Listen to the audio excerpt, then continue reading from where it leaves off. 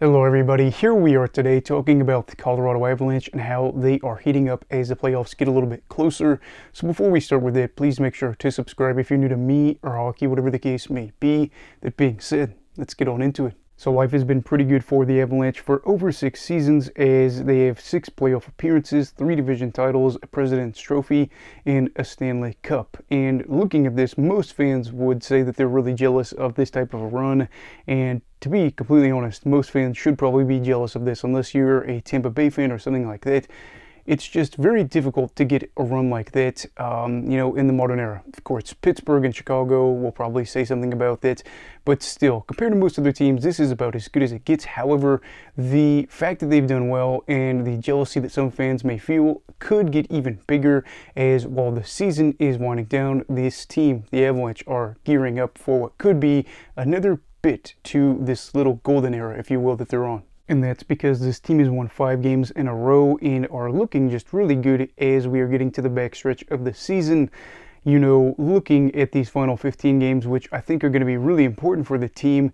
A 5-game win streak may not seem like a lot, but with these 15 games, they have a lot to play for in terms of playoff positioning because of the fact that they are just 3 points back, believe it or not, of the Vancouver Canucks for the top spot in the Western Conference. Colorado has been a good team all year, and I feel like maybe we haven't been giving them enough attention, but they are right there within striking distance of the Canucks and are, again, this side that's been playing well and is looking at Vancouver and a big injury to them, Thatcher Demko, their starting goalie, being out and saying, we could really do something here and try to get top seed in the West especially, but if things go really well, maybe we're just going to be the top seed in the NHL, but specifically looking at, the Western Conference, that's going to be big. And with Demko's injury, you could be saying, Jared Bednar's guys could be saying, what better time than now to strike while the iron is hot? Now, I can't lie to you, some things could be difficult as they have the 10th hardest remaining strength of schedule according to Tankathon.com.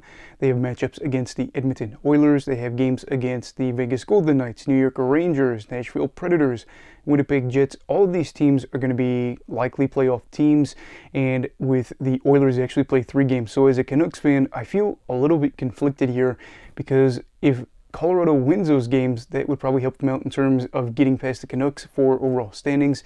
But if they lose those games, then Edmonton could be on our tail for the division title. So I think in a perfect world for me, I would say that I want Colorado to probably win all those games, but then when they play a team like Minnesota twice, have them lose to the Wild in those matchups and then not take away any points from them. So that would kind of be the ideal situation for me. And as for the Avalanche, I know, it's kind of a rough go of it, but I kind of look at it one of 2 ways. The first way is they don't get this cupcake schedule going into the postseason where when they face really good teams, they're like, man, we've had it really, really easy over the past few weeks and we kind of got to get back into the swing of things. And kind of connecting that, we could talk about how this could really get them in a playoff state of mind right now. Arguably, they are right now anyway because of the fact that they are fighting for playoff positioning, but that's kind of one mindset on what could happen. Now, the other mindset is more of the realistic mindset, regardless of how good a team is, going through a schedule like that, where you're seeing teams like Nashville, they haven't lost, I think, in 13 games in a row, where they haven't been beaten in regulation in 13 games in a row. Edmonton obviously looking to catch up to Vancouver, the Rangers looking to win a division title. A lot of things that are kind of in their way at the moment. Who's to say that this team that is gelling after a trade period couldn't struggle along the way and then maybe not even end up winning the top seed in the West, but may not even win the division. Something that if they do win the division this year would be their 4th straight division title, another banner to go up in the rafters. Either way, I think it really doesn't matter with this side because of the fact that we talked about this trade deadline period extensively for a lot of teams. Colorado is one of those sides that I said I felt like they had a really good trade period where they improved their team and were able to throw themselves into the title favorites or title contenders, if you will, with some other clubs that are looking to hoist the Lord Stanley.